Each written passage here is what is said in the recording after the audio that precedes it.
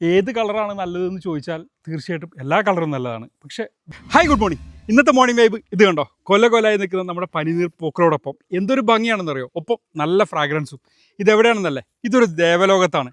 ദേവലോകത്ത് മുഴുവൻ പനിനീർ പൂക്കളാണെന്ന് വെച്ചാൽ അത് തന്നെയാണ്. വരൂ, എത്ര മനോഹരമായ കാഴ്ചയാണെന്ന് നോക്കിയേ.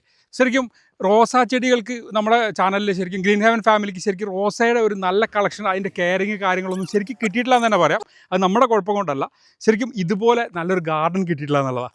ശരിക്കും നമ്മൾ എപ്പോഴും ചെയ്യുമ്പോൾ അതിൻ്റെ ഏറ്റവും പീക്ക് ലെവലിലേക്ക് എത്താൻ നമ്മൾ ശ്രമിക്കാറുണ്ട്.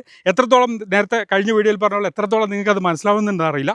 ഇപ്പോൾ ഫ്ലവർ കുറവാണെന്നാണ് പറഞ്ഞത്. പക്ഷേ ഇപ്പോൾ ഫ്ലവർ കുറവാണെങ്കിലും ഇതിൻ്റെ കെയറിങ്ങും കാര്യങ്ങളൊക്കെ നല്ല മനോഹരമായിട്ട് പറഞ്ഞു തരാൻ പറ്റിയ ഒരാളെ നമുക്ക് കിട്ടിയിട്ടുണ്ട്.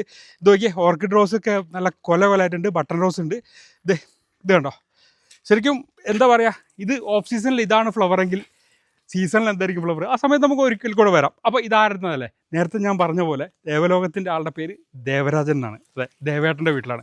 ഏത് കളറാണ് നല്ലതെന്ന് ചോദിച്ചാൽ തീർച്ചയായിട്ടും എല്ലാ കളറും നല്ലതാണ്. പക്ഷേ വെള്ളയ്ക്ക് ഒരു പ്രത്യേക ഭംഗിയാണ്.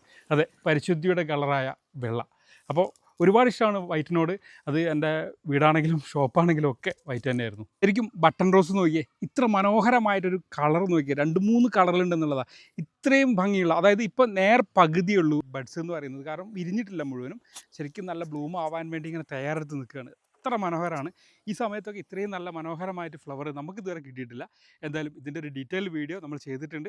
തീർച്ചയായും കാണാത്തവരൊന്ന് കണ്ടു നോക്കുക. ഈ കളറും വ്യത്യസ്തമായ കളറുള്ളവരുണ്ടെങ്കിൽ, ഇതിന് ഇഷ്ടമുള്ളവരുണ്ടെങ്കിലും തീർച്ചയായിട്ടും കമൻറ്റോട് അറിയിക്കുക. അപ്പോൾ എല്ലാവർക്കും നല്ല ദിവസം ആശംസിക്കുന്നു.